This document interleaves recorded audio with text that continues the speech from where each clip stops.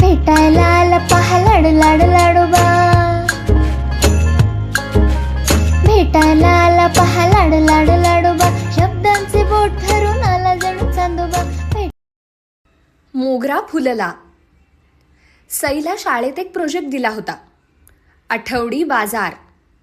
ती मला म्हणाली, आजी आठवडी बाजार म्हणजे काय गं? मनात म्हटलं, काय ही पिढी, यांना काहीच कसं माहीत नाही. कदाचित काही माहिती नाही म्हणूनच शाळेनं असा प्रोजेक्ट दिला असणार.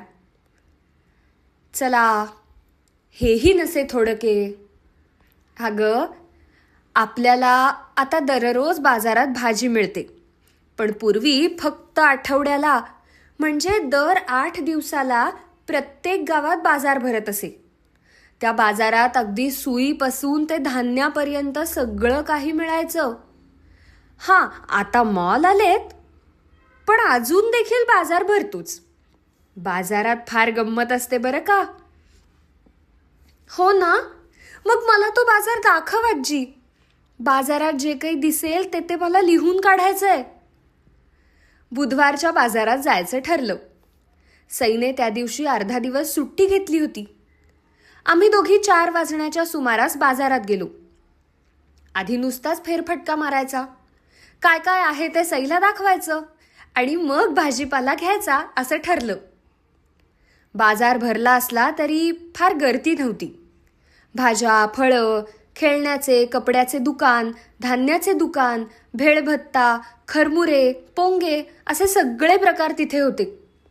काही भाज्या किलोने विकत होते, तर काही भाज्यांच्या जुड्या होत्या आणि त्या नगाप्रमाणे विकल्या जात होत्या.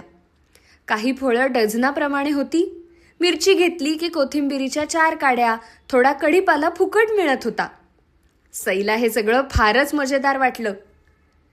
एका ठिकाणी माकडवाला आपल्या छोट्याशा माकडाचा खेळ करून लोकांचं मनोरंजन करत होता. किती भारी असतो ना बाजार, ती आजीला म्हणाली. अगं, मला गहू चाळायची चाळणी घ्यायची आहे. पाहू तरी इथे मिळते का? सई आजीसोबत फक्त निरीक्षण करत होती. चाळणीच कशाला, अगदी सूप आणि टोपल्या पण होत्या बाजारात. एका ठिकाणी लोक गर्दी करून उभे होते. इथे काय बरं चाललं असेल? सईच्या मनात विचार आला. एक मुलगी आणि एक मुलगा एके ठिकाणी एक चादर अंथरून बसले होते. मुलाकडे एका टोपलीत मोगऱ्याची फुलं होती आणि मुलीकडे एक ऐटदार कोंबडा.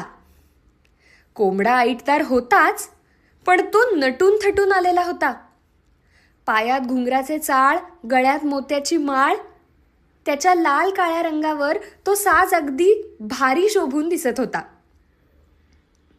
मुलगा मोठ्याने, मोगरा घ्या मोगरा, ताजा ताजा माल, देवासाठी घ्या, हार करा, ताई घ्या, माई घ्या, हार करा, गजरे करा, या हो या, लवकर या, असं म्हणत होता.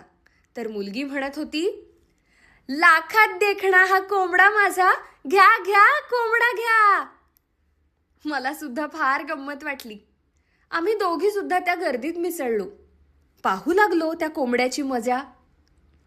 आम्ही दोघी सुद्धा त्या गर्दीत मिसळलो आणि पाहू लागलो त्या कोंबड्याची मजा.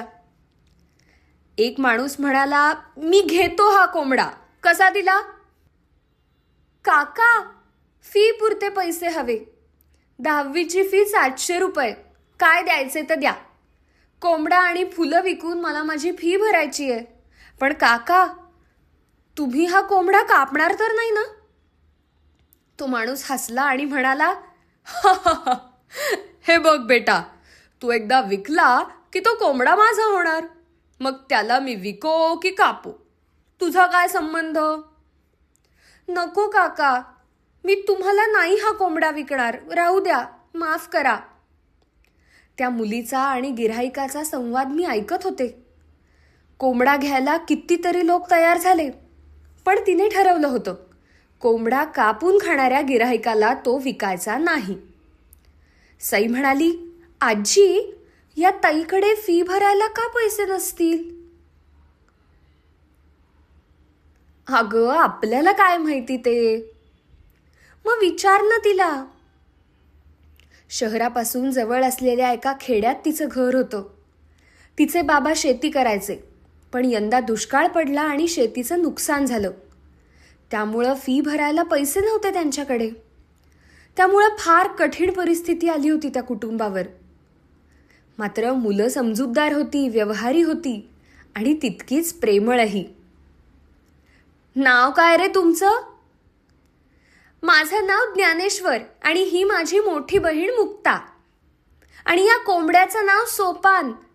आम्ही तिघे भाऊ बहीण आहोत आजी.